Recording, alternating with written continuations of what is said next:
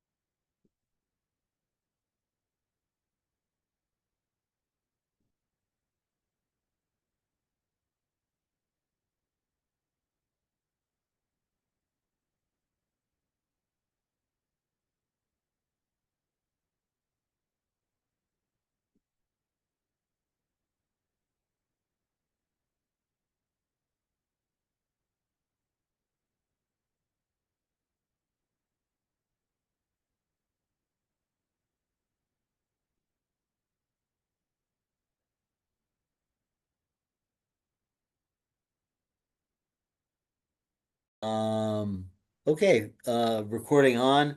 This is the Administration and Finance Subcommittee of the Advisory Committee. We had several items on the agenda. We did not post the Finance Committee um, amended agenda on time, so we'll reschedule that one, which leaves us with a primary discussion of the IT budget. Fong, welcome as always. Good to see you. Um, Thank you. and as I look through the who's taken a department so far, Anthony, would you love to do the minutes and write up on this one? Sir, yes, sir. Are we good for that? All right, So, I'll get you the recording, and Fung, I'm sure will forward her usually concise now. Remember, it's going to be thorough and and concise. Um, Great, Fun. Do you just want to go right in with your Sure. explanation? Great. Absolutely. Yeah. Yeah, Yeah. good. I'll certainly share my presentation with Anthony afterwards. So it will be helpful. thank you. Great. Yeah. So, well, thank you all. Thank you, Neil. It's so great to see you guys again. Let me share my screen so that, let's see, screen 2. Can everybody see my screen? Yes. Yes. Oh, good. Yes. Good, good. Okay. All right. So, uh, okay. So let me just dive right in, and I'll try to be careful with the time and don't drag on for too long. So I'll be try to be precise, Jocelyn. Okay. All right. So as you guys know that we have a very large digital landscape compared to a lot of communities. We have a consolidated IT department, so the 55 sites include all the town buildings, public safety, public library, and all the schools. So our digital landscape is comparatively speaking much larger than a lot of the municipalities. I won't go through all the details, but just want to make the point that we are managing a very large digital landscape. And we have 3 different divisions, our digital services group, our network and infrastructure, and our service desk. And also across all 3 divisions, we have a cybersecurity program. Everybody in IT plays a role in cybersecurity, and everybody in the organization plays a role in cybersecurity. And this is your very dedicated, efficient, and collaborative IT team. And you probably saw more people than just the IT department. That's because we have our partners in other departments that supports technology. So for instance, the public safety IT folks are here, DPW IT support, and also on the school side, we work closely with education technology staff. So they're here. Some of them are here, and also the school data team that are supporting the student information systems and all of that. So they are here as well. So we really work very well with all departments and support all the departments in the town to deliver services to the community. So that's our last year's Christmas holiday party. So a picture taken there. The FY27 IT operating budget is very straightforward. There's a couple of things that are the main driving factor. One is the funding for software licensing and the leased computers increased by a combined total of 27,366 as a result of inflationary costs. The software licensing increase, I requested 12%. I'm getting 5%. So, but I think that's something that under the current financial situation, I'm happy with what I have gotten. And the remainder is due to the personnel step increases. Even though there's a little bit of an increase for FY27, we have funding. We have software that are funded through grant funding, either federal or state.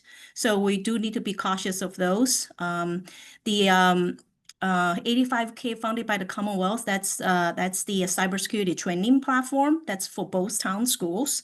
And we have just gotten the award for this calendar year, and we're going to reapply again in December. Hopefully the state continues to fund that program. So very straightforward.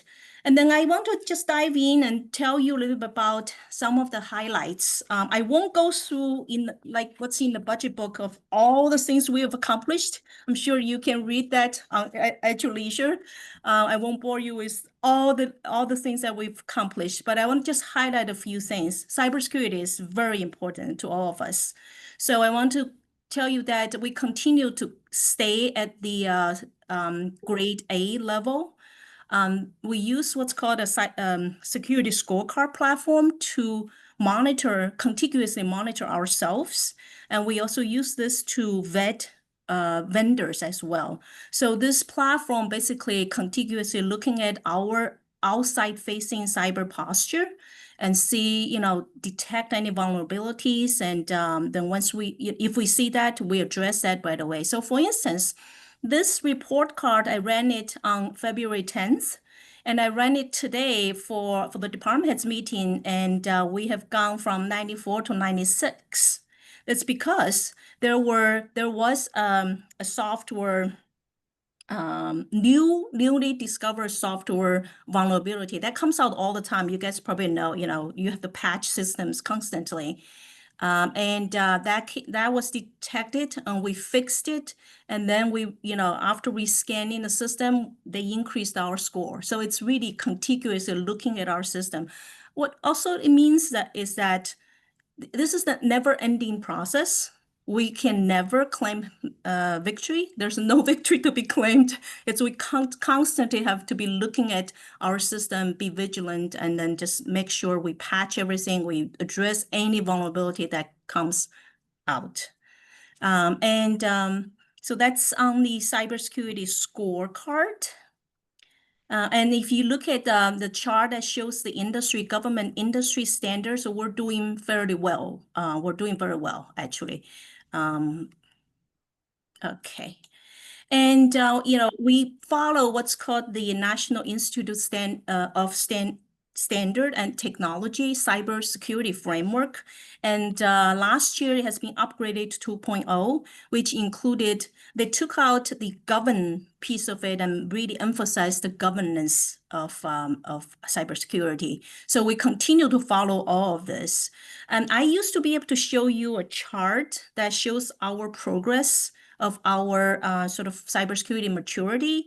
And that was done by NCSR, which is funded by the federal government. But because of budget cut, they've cut that whole program. So I'm not able to continue to use it to kind of gauge our maturity level. So I won't be able to show you that progress chart, but rest for sure that we're better than what we were last year. So yeah. And so I just want to specifically, so based upon the framework, some of the improvements that we have done in the last year, right? So in the governance space, policy development, last summer, we have our IT resource use policy revised. We've created the Gen AI use policy and also written information security policy.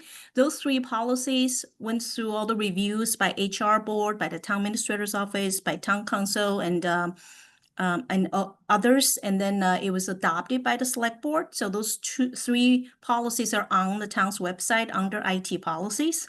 And then underneath the written information security policy, there are 32 guidelines that we are currently working on, and we're updating those. And in the vendor risk management space, we use the security scorecard I just showed you to vet prospective vendors. We're also starting to revisit all the existing vendors. And last year, we were able to work with the school, EdTech, and also finance department to come up with a sort of master list of school software. So we're starting to vet all of those as well. It's a lot of work. It's very detailed work. So we continue to, make progress on that front. And also, we take the enterprise and holistic approach for cybersecurity. So we not only build layer defense, but also, the vulnerability monitoring and patch cadence go hand in hand. If you don't patch, then you will see vulnerability, right? So it's really important to do both. And monitoring needs to be contiguous. If you just monitor it, a sort of a snapshot of a time, then it doesn't necessarily mean you are not vulnerable at all. Because we see new vulnerabilities coming up all the time. As some of you may know, the CVE file sets published by all the the vendors, and basically these are vulnerabilities identified that needs to be patched. So we also continuously review of all aspects of identify, protect, detect, respond, and recover. That's the NIST framework for cybersecurity. So all those aspects will continue to improve that.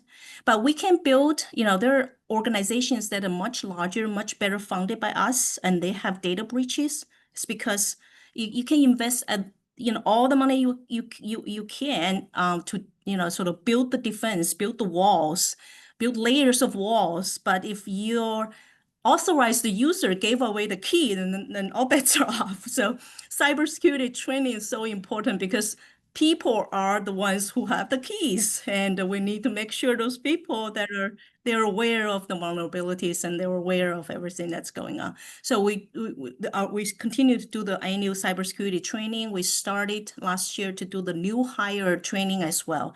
And also our training has gotten a little bit more sophisticated. We're we have different levels of training now. So with the state-funded program called Known Before, people who have taken some modules, then we're moving them up to, some new modules and, a newer level. So we're getting more sophisticated in training our employees.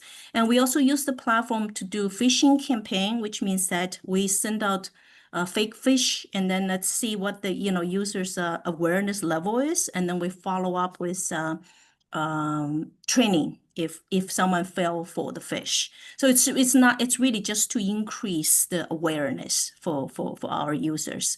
And then we do conduct annual external internal pen testing of our networks, see if there if there's any vulnerability that needs to be addressed. And we also conducted a physical and virtual vulnerability assessment. So those are just some of the accomplishments we've done in the cybersecurity space that we're taking the risk management approach. There's a lot to do. We continue to improve that.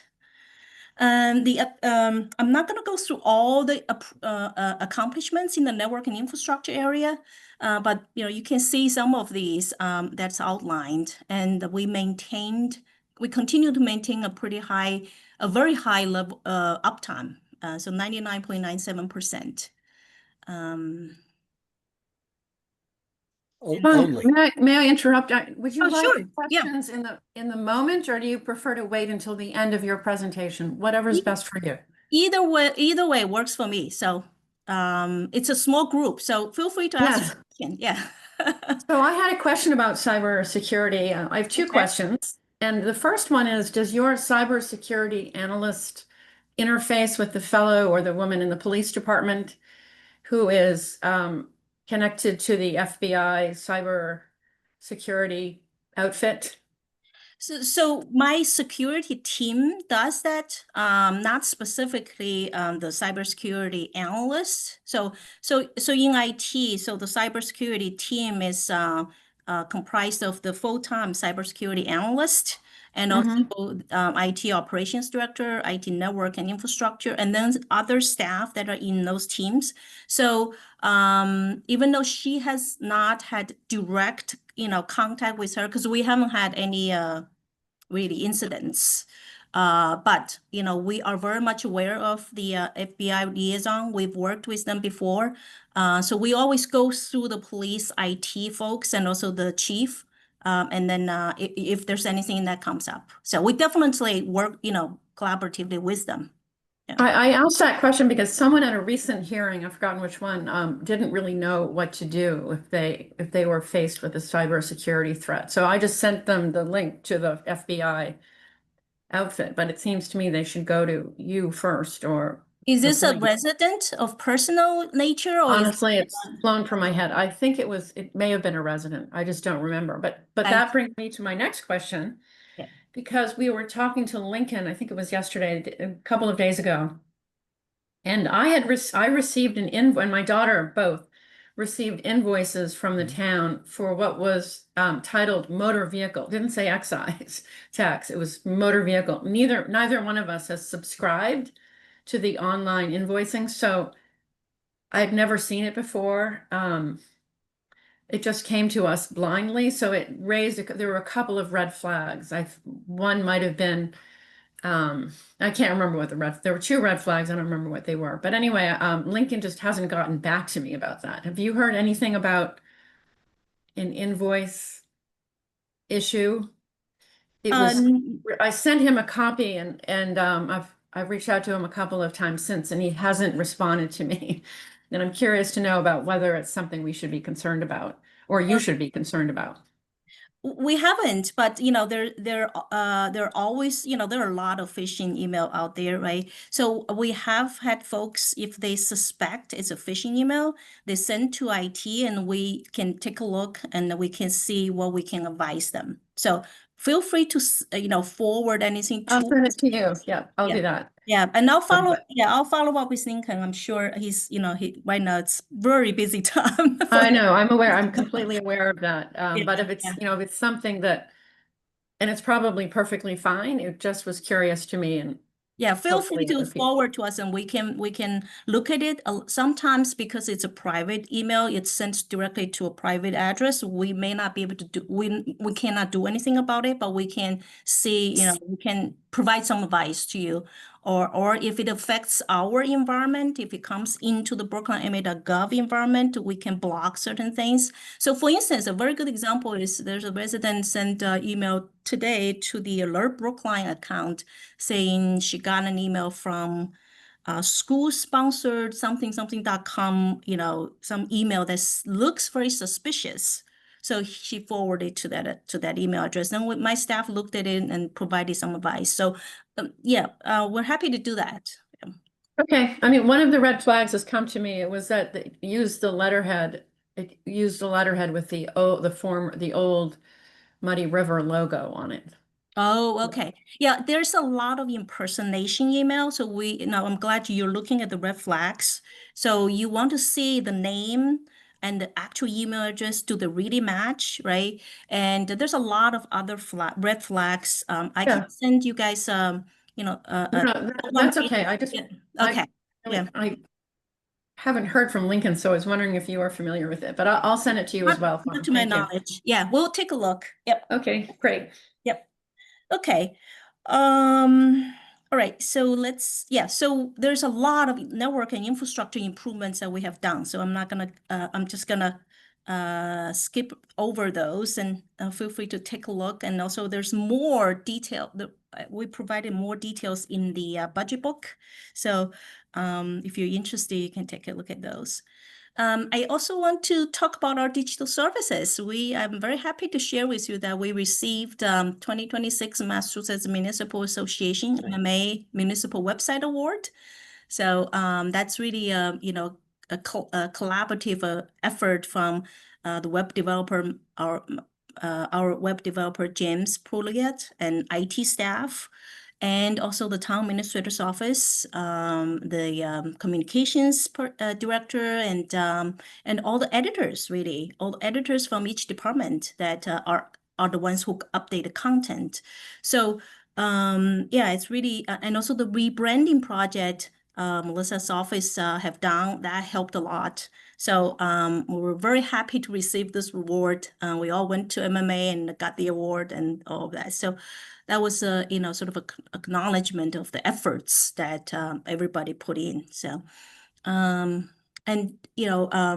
web developer continued to work on the website accessibility. He's been on top of that. We always, every year we have a set goals that we worked out with Sarah Kaplan from the ADA, and we work through all of that every year. And there are other accomplishments by the digital services group as well. So I am going to move on to service desk. This one I'm gonna challenge your visual. Usually we read from left to right. I'm gonna ask you to read from right to left. I pulled the data out and I forgot to sort it properly. So I did this and then I didn't get time to go back and revisit. So you're gonna look at 2024 on the right-hand side and then 2026 on the left-hand side of the chart. So this chart shows average time of create to resolve in hours. And our service desk is doing a fantastic job triage a lot of the tickets. There were over 2,000 tickets in the last year. So, and as you can see, this is weekly average time of create to resolve. Even though we had a position cut on the school side on the service desk in the service desk group. I want to talk a bit about they are automated after service survey that the system, our ITSM system, send out to users. So there are about six questions in that survey. So I only pulled out two. So number one is, how satisfied are you with the overall experience? So we have 87% said very satisfied. 10% said satisfied, 2% neutral, which are basically 5 users, and then 1% dissatisfied. So that's a very, very high rate of satisfaction. And then we also ask, how would you rate the professionalism of the technicians? And 95% said excellent. So that's also a very high, satisfaction rate. So I'm very happy to see this whole team working out really well. But also the services are provided not just by the service desk team, but also it's by the other teams that are supporting them. The digital services team, security team, and also the network and infrastructure team. So I am very proud of this very cohesive team that are working together. We don't have any drama. Everybody is very professional and provide really good services to all departments and the community.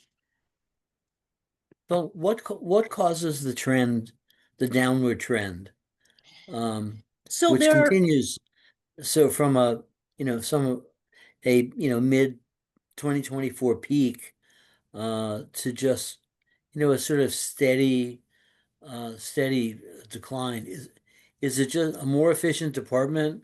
Is it better tools? Is it a different nature of um, service tickets? So I think probably all of them. So number one is we have a new manager. We have we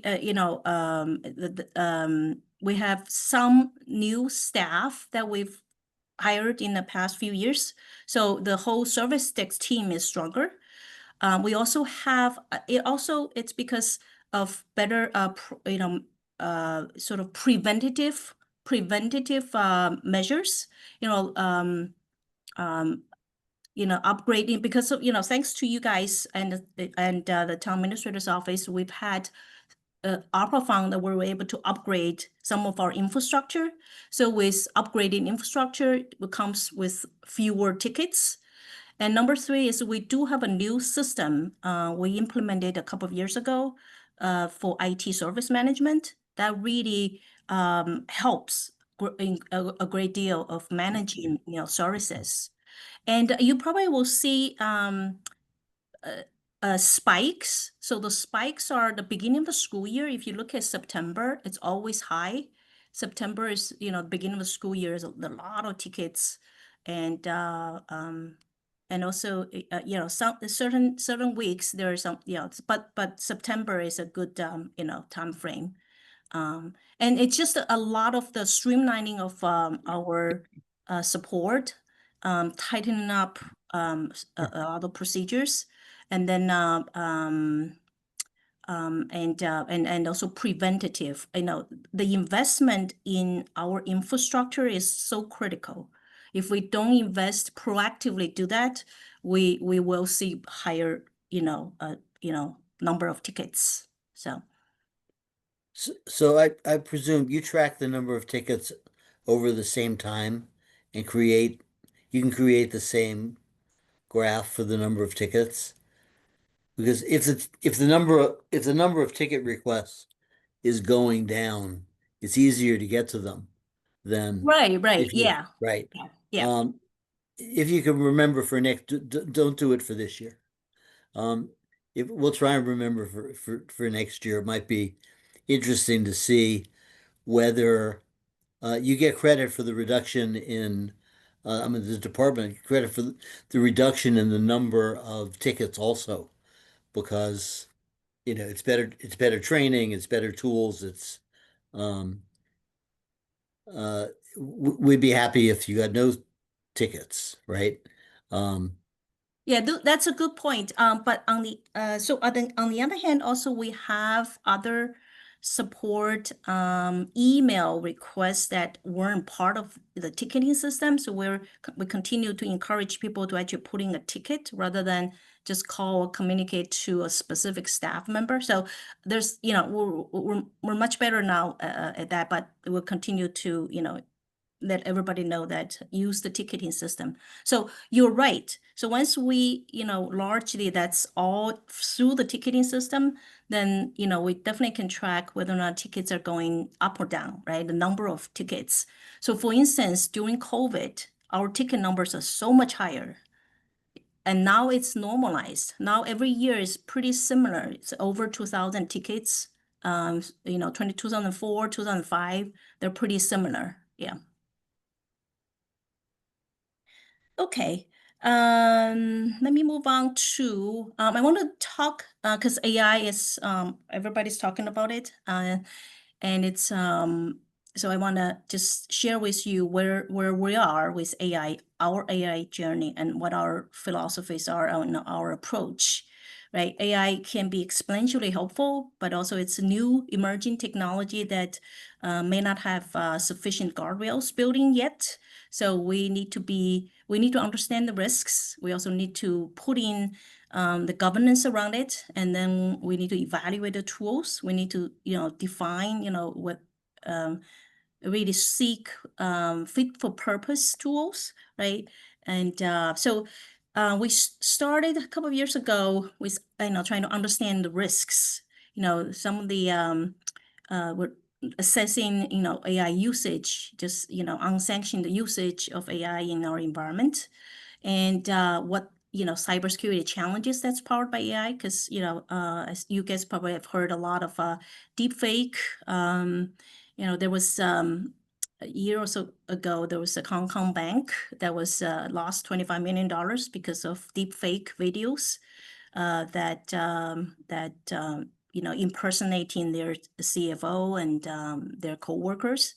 So definitely there's, and there's AI hallucinations, bias, insufficient guardrails I mentioned, privacy, data protection issues, transparency issues, safety issues, right? So those are really the risks. And then in last year, we have, developed, as I mentioned earlier, the Gen AI policy. We put together some guidelines for employees. We also added AI modules in the employee awareness training. And also we've added AI section in our vendor cybersecurity questionnaire that we use to vet vendors, because these days most systems have started to build in some AI features which we need to vet, but also there are AI native tools and systems that we need to vet as well. So right now there are a few IT sponsored test pilots. Canva AI, Zoom AI Companion, Microsoft Copilot. Our ITSM system has an AI ticket summary, and then some IT folks are testing, Copilot Studio to create AI agents. So those are a few test pilots that we have going on, and we have met with Canva users. We have met with Zoom users to see how useful these tools are for them. And we are going to have our Copilot user meetings in later on this spring, once Microsoft has more features made available in the government cloud environment. So yeah, through these tests, we really, the goal is to define, some of the initial AI use cases and, see whether or not, those are gonna have measurable, outcomes, right? So I want to just talk in general about what we see. We really think that there are some foundational AI principles we should follow. For instance, AI systems are, need to be verified to produce fit for purpose data, regularly monitored and updated to perform reliably generated accurate and complete results. That's the validity and the reliability, explainability and transparency. For instance, the prompts, prompts audited, prompts logged, archived, things like that. We need to know how the results were, and then they need to be traceable, right? So fairness and bias detection, safety and security, data privacy, accountability. These are AI principles that we think we should follow, right, when we look at any AI systems. And if you look at well, used to be just chat boxes and, you know, things like that, email summary. But I think you all have heard, you know, agentic AI agents working with agents in automate processes. So that's, you know, really also, you know, quite this year, particularly last year and this year. And if there's a lot of AI agents that been, you know, that are developed. So, but we, you know, whether or not it's an AI agent or AI assistant that interact with knowledge, we need the governance, we need the foundational AI principles, right? And also, some of the research in technology research firm have been looking at the AI ROIs. You know, so this one is by Infotech, and you know, late last year, early this year, the significant ROI realization is only 10 to 15% from their research. Pilot to production success rate is 5%. We know some of the Massachusetts state government or some local government have worked on some pilots, and you know, some of them just didn't go anywhere. And also the increased cost is a lot too. So it hasn't, for any emerging technology, we always want to say we want to be at the cutting edge, but we don't want to be at the bleeding edge. We also want to, you know, really have, we don't have a, you know, we're very cautious about cost. And, you know, I think the number hasn't been at that sweet spot, really. It's gonna provide the kind of results, right? So we're continue to monitor, we continue to test, pilot. We continue to work with all departments to figure out what makes the most sense for us. What system, what, you know, platform that makes the most sense, and what use cases that will really help us. So that's where we're at with our AI journey on that.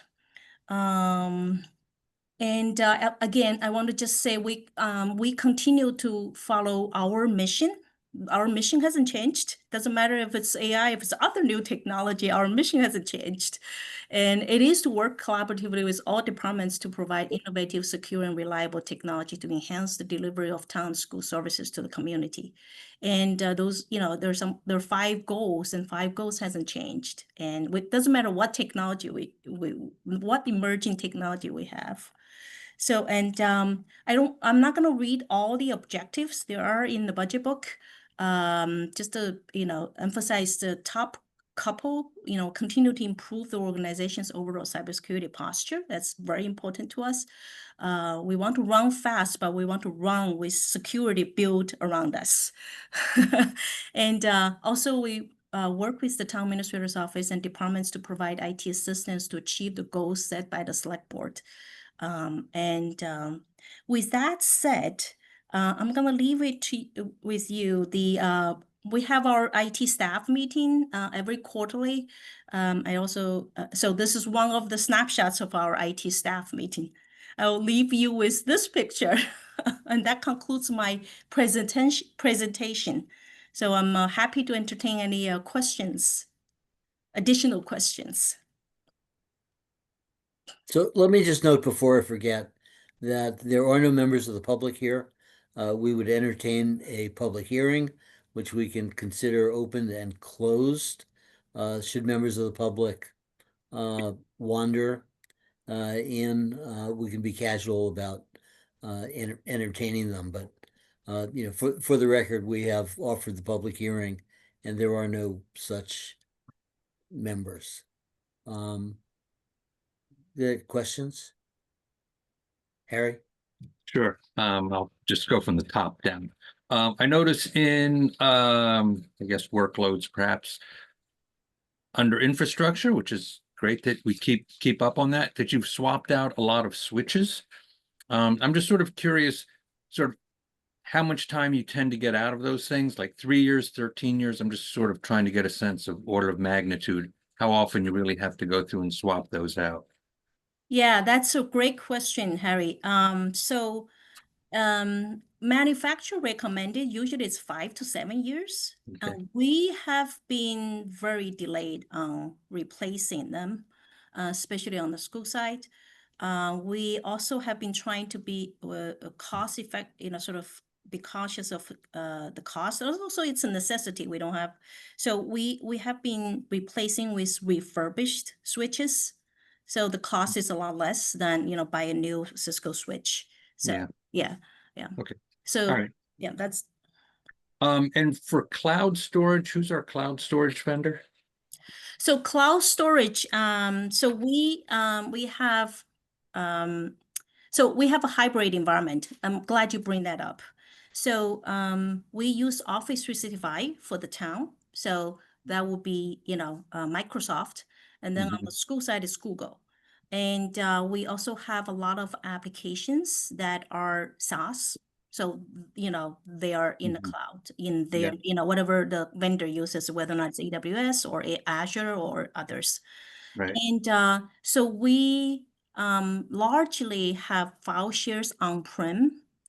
And we have plans in the CIP to migrate the cloud migration to, you know, whether or not it's Microsoft or Google, we're still going through that. Originally, we're trying to consolidate, you know, think, why not consolidate? School uses Google, you know, town uses Office, you know, 365. Let's see if consolidation will save us money, but it really doesn't. Yeah. You know, because unlike schools, you know, Google charges you as well if you're a town. But Right. so yeah, so we're still going through that whole process, but we do have plans in the CIP to migrate our file shares to the cloud.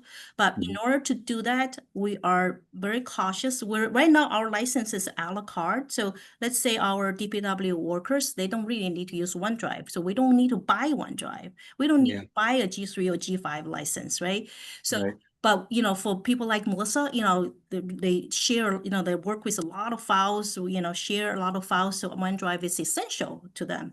So we're being very cautious about what we actually need, you know, but a lot of municipalities have, you know, like they've gone out, they've bought G3, G5 for everyone, and that's a lot of money. And Yeah. it's not fully utilized. But also, in order, before we get to migrate our file share to the cloud, we really need to look at our file. What are our sensitive data? You know, how do we protect them? And also, do we need to migrate everything we have? We have so much stuff. And what is the retention policy? You know, what do, you know, so that, because cloud is more expensive. Yep. Just no doubt about it. It's a lot more expensive. So we have to be careful. So we want to address some of the data classification issues and data loss protection issues, and, you know, also, you know, clean up, you know, what files to migrate. And then ultimately we will be migrating our file shares to the cloud. Yeah. I mean, I think it's easy to be raw. Well, I know I'm guilty of it.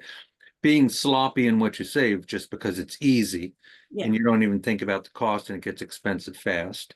Yeah. In terms of cloud storage, it's nice to have the convenience of sort of one vendor, but then you're also building in a dependency. I know on our OneDrive, what we do at our institution is they really limit how much storage you get so that it kind of forces you to clean things out and swap them out in order to be able to move big files back and forth. Yep. There's plenty of times I shake my hand and swear at the screen, but I also understand, you know, the motivation behind it. So, okay, well, that's good. I know it's a big issue. In terms of cybersecurity for verifications, because I know you have a lot of, you know, wireless and mobile devices around. Sort of what system do you use? Do you use like an authenticator or something like that that's embedded on people's phones or whatever it is they're using, or So we have Active Directory. We also have Duo for two-factor authentication. Yeah. Yep. And then we have multiple mobile device management systems that we manage: PC environment, Mac environment, Google environment, you know, Chromebooks environment, and phones, Android phones, iPhones. So we have mobile device management system that controls those. that does We that. also Okay. take away local admin rights. So, you know, users cannot install files and it has to go through IT, because that's like the first thing you need to do with any security. You know, you can't, you know, have the doors wide open. Yeah. Right. Yep. providing you give the support to your staff when they need to put something on there. Well, of course. Yeah, yeah. So on your service desk, I'm taking it that it is largely school heavy, perhaps even more than Yes. just September. And is Yeah. that, so how is the accounting done on that? Is that billed back to the schools? Is it just carried in your budget? So I have a school IT budget that's within the school budget. So the service desk support, that service desk manager and the 3 technicians are in the school budget. Okay, so it's all run through there. Yeah. Okay. I have, I think, like 2 more questions and then a comment. So I was curious about the cost of subscriptions for software, and I noted that you mentioned you would ask for 12%, you got 5%. I will work with what I'm given. No, I appreciate that. And I'm assuming within other departments, they also, for their software, they have to carry the cost of subscription services. Is that a fair assumption? Some of them do, but if it's departmental application subscription and enterprise-wide is usually under my budget. Yeah. Yeah, that's different. Okay. Yeah. And the grant funded software. Looking ahead a few years, what sort of exposure do we have if we don't have grant funding for that anymore? Is it our software and then we have to start picking up the annual costs? And do we have any idea what that might hit us with in a couple of years? So I think the 125,000 for FY, I think, what did I have? FY27, 28. And then 85 for the well, 85 it depends. If the state continues to fund the cyber security training platform, then we can continue to use it. Yeah. So, yeah. But I think, Melissa, correct me if I'm wrong, it's 125K. So it's being built into the override request. So there is a line item for this specific issue. And Harry, just for your information, so they're mostly cybersecurity related, cyber, threat intelligence, a lot of the cybersecurity related that we've added, since COVID. Yeah. Okay. So on the cybersecurity theme, since you were talking about AI, I mean, it's pretty easy when somebody wants to do a search to drop into Copilot or Gemini or something like that. We just today got hit with, we're trying now to control use of ChatGPT because it's easy to use. And again, you don't think about the cost because that's a cost somewhere else, but it's very expensive to use. Absolutely, yeah. But the real risk, in particular in an environment like ours, is whatever you're doing essentially becomes public domain. Right.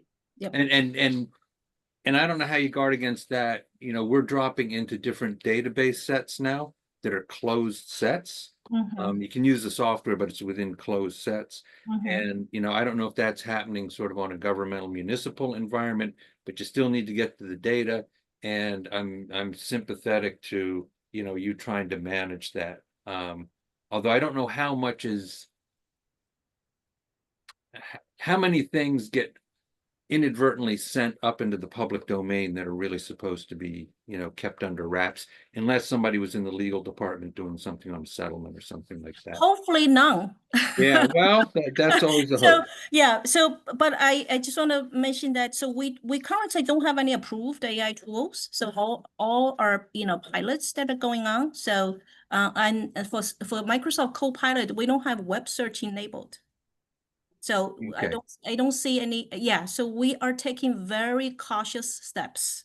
Just like you said, we care about our data. We want to make sure we have enough understanding of our data, how they're classified and who's sharing what. And also we want to make sure there are enough guardrails built in these AI tools. Right. So for instance, Melissa and I, we recently vetted OpenGov and we decided we don't turn on the AI features because they haven't answered all of our questions on our questionnaire. So, so we're very careful.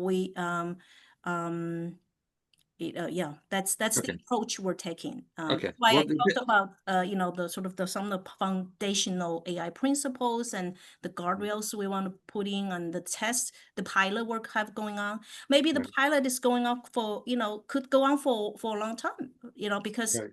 the thing, like for instance, for Copilot, there are a lot of features in the commercial space which you probably are using are not available in GCC in the government cloud. Because Right. government vetting process goes through, it's always like at least 6 months behind Yep. because of the FedRAMP authorization and all that. So Right. we're constantly that landscape is changing and new features are made available. So when we do pilot, we may not be piloting some of the features that because they're not available to us, and then Right. they're going to be made available. If you look at the status page on the Microsoft site, there's a lot of development going on in the GCC environment for Copilot.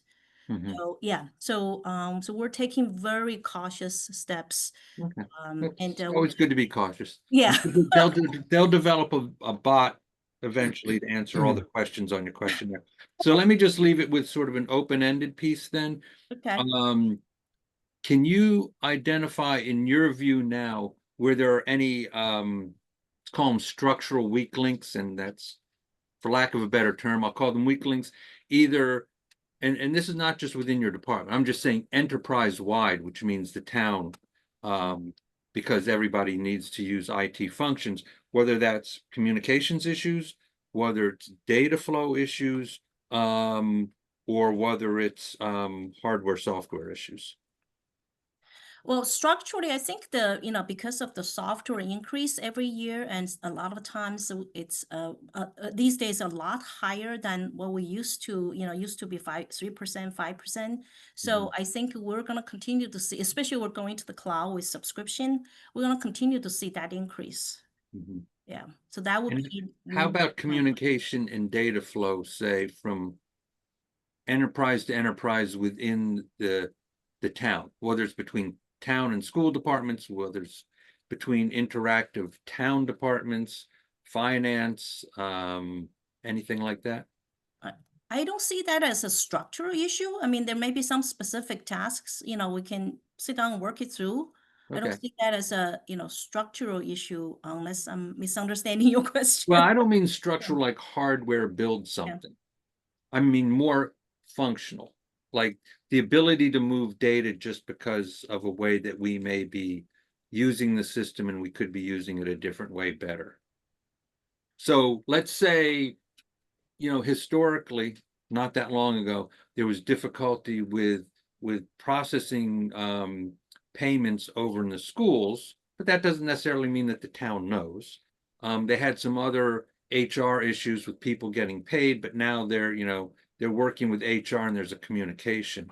And I don't know how much of that is just people picking up the phone, or if there's something that can be put in place in a system that's like a shared database that everybody sees the same thing that maybe we aren't doing now but could, or if you see any opportunities there. I think the finance team have been working really closely with the schools, and I think that a lot of it may have to do with turnovers on the school side, and there's no institutional knowledge, and so I think that may be more of an issue than really, the data sharing. Because Munis is used by both town schools, for instance, our financial system. So we can help build more reports, build it's all there. So I think maybe I don't know, maybe it's more of a turnover. Yeah. Well, I mean, no matter what you have, it's only as good as people are willing to use it. But you are right on. So that's really very well said. There isn't a perfect system in IT. We've implemented so many systems. There isn't a perfect system. What's gonna work is half is the system, half is the people who are using it or managing it. Yeah. Okay. Well, thank you. You clearly have your plate full. We appreciate everything your department does. So. Thank you, Harry. Thank you for your support as always, all of you guys. Yeah. Yeah. Well, so I know in a very early poke through what's likely to be the approved warrant and just some other sort of rumblings. We're hearing, yet again, the maintenance of public records retention required by those elected and or appointed who may or may not do all of their business, if any of their business, through a brookline.gov email account, and some rumblings that perhaps, everybody, appointed or otherwise, should be, uh, putting their records through and have a Brookline email account. We'll be taking up a warrant article in a little bit relating to posting on the website public records requests. And not to answer now, but I suspect that there's some pressure on your staff within a limited budget to make those things happen. So we may have some questions in that regard as we start scheduling hearings and meetings on those particular subjects. I can give you some information or my opinion on the board archive piece, the brooklinema.gov email, if you would like. Would you like? Yes. Okay. So so there is a published public body handbook that's developed by the town administrator's office. And there is a recommended approach, which is copy the board archives at brooklinema.gov. Once you copy that, and it's all archived in our email archive system. So that is a really good approach. It only takes up one account. As we were talking about software needs, we still have a lot of software that needs that haven't been met. And also, for instance, like DPW laborers brooklinema.gov email account that we just provisioned last year was funded from a grant that we applied for. So there's a lot of needs on software that just so you have that. And also provisioning a brooklinema.gov account is not just the account cost. You're gonna have to take into consideration the two-factor, all the layers, and then the cybersecurity training, all the layers on top of it. But also, if we gave every board and commission members, the public, basically an email account, which means we have to touch their devices, and that puts us in a very weird situation where their personal devices, so privacy and security, that's where the interface is gonna be. It's gonna put IT in a very a difficult position, because our devices are managed by the town's mobile device management system. Personal devices are not. So there's that also issue as well. But in general, the approach that's proposed in the handbook is a really good one. It takes one email. It's the simplest way. Just think about it. If someone doesn't use their brooklinema.gov account often enough, they're going to forget about their password. They're going to have to go through the reset password. They're going to have to get some support on their devices. Sometimes we've already run into that because they are for instance, the select board has brooklinema.gov account, and we do support, right? So we know what kind of issues that we would be expecting. So so why spend more money to give everybody a brooklinema.gov address, which has privacy and security issues? Why not just take the easiest approach, which is board archive at brooklinema.gov, and copy it? So when you send an email, copy that email address. It's archived by the town. So I think what's in the handbook, it really is the easiest, the most cost-efficient way to do things. That's my opinion. So in terms of public records requests, then, if that email would be my emails, for example, on town business, Right. would be then in the town archive. Right. Could a public records request be, could I please have a copy of any email correspondence between Jocelyn Murphy and Neil Gordon relating to the town clerk's budget, for example, right? That could be done by the town. That could be done. Yeah, if you copy board archives at brooklinema.gov, all of them are archived. So we can search by that address and also yours and Jocelyn's, and then and time frame, and then all of them can be retrieved. Yeah. But the other side of that is a public record request asking for correspondence between staff. Staff has a brooklinema.gov account, so they're all Right. archived. So, you know, if a staff is involved, all of them are archived as well. But Right. some of them, But- some communications may not involve staff. So copy board archives at brooklinema.gov would archive everything. That's the easiest way. Just think about it. You just put it on the CC field or BCC field rather than you have to log into brooklinema.gov. Sometimes you forget about it because you don't normally use that. You use, you know, your personal accounts, and also it's more, you know, it's money we don't have yet. Right. So Neil, I haven't looked at the warrant. I haven't looked at the warrant article, but my understanding is that it is asking public record requests to be posted on the town clerk. That Am I one right is- about that? Yes, Those to are have, two different Right, those are different, yes. Yeah. Yeah. Yeah. In terms of people having Brookline Gov accounts, well, two things. One is if somebody has a FOIA request, that's great, even if that account was there, but that's not to guarantee that you and Jocelyn haven't been using a different email account. So, you know, having been the victim of FOIA Yes. before, I know what it takes to sort of pull everything out and do it. The other thing too is, you know, to get to the security issues, to have to bring in your devices and to bring in your phones, forget about the expense and all the work you have to do to put the software on there. It's very intrusive. And I suspect an awful lot of people are going to say, not a chance. They're not willing to do it.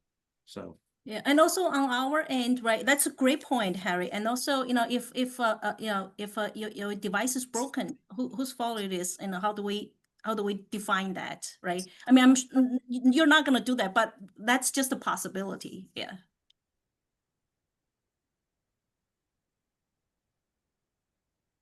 I think you do a fantastic job in a very challenging environment. So thank you.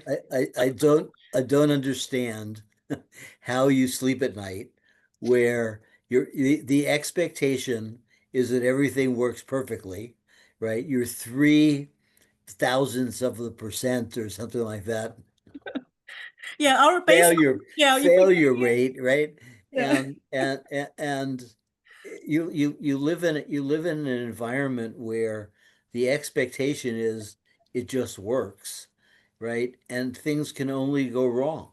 Right. You can't do better than okay. Yeah. Thank By you the for way, understanding. You can, but the system can't. By the way, Fung, one less thing to worry about. Lincoln just got back to me and said that the invoice is okay. Oh, good. I'm glad. Yeah. Yeah. By okay, With the you old actually Must have mean heard money? us. I don't know. It was, I didn't sign up for online invoicing, but it made its way to me. Well, you But did in any now. event, he claims that it's okay. Right. Okay, great. Okay. Well, Generated from within, I should say. mhm. All right. We need to approve this budget. We had enough fun? Yeah, but We- by the yeah. way, I was in Fung's office one time and I noticed she had a little Pez dispenser and I went like that, and little mailbox tabs came out. So I think that's how she sort of deals with all of this. Yeah.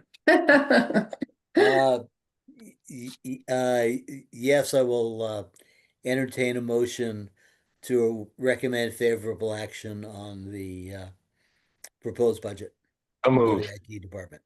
Yeah. And what is the fig? We need a figure though. Yeah, I think it's 1,581,320 929. No, that's only part of it. Hang on. Hold on, I got it for you. No. 2,741,150.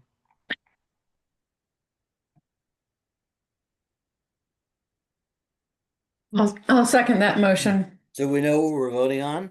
Yes. Yes. Okay, in the order in which you appear on my screen, other than Anthony, is that random? Does anybody know? Is it It's random. Yeah. Anthony because he's off. In any case, Harry Borst, Yes. Jocelyn Murphy, Yes. Anthony Bono, Yes. and I will vote yes. That is unanimous. Do we have more business. So for the committee, there's email out. Margaret's going to do a poll. Yep.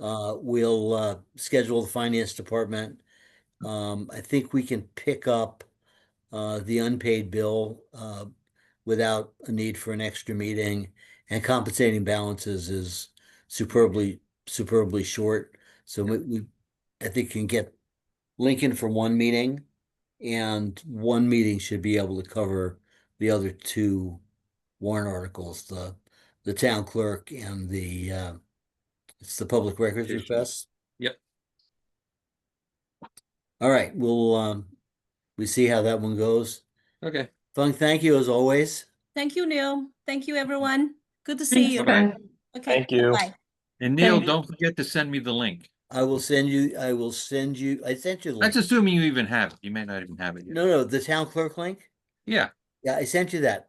Oh, Get send back it to my me. Gmail, because it might have gotten caught in my spam filter. I will, you want it to a Gmail address? To the Gmail one. I will, I'll see where it went. Okay, that's great. Yeah. Thank you much. Yes, Take thank you. care. Bye-bye.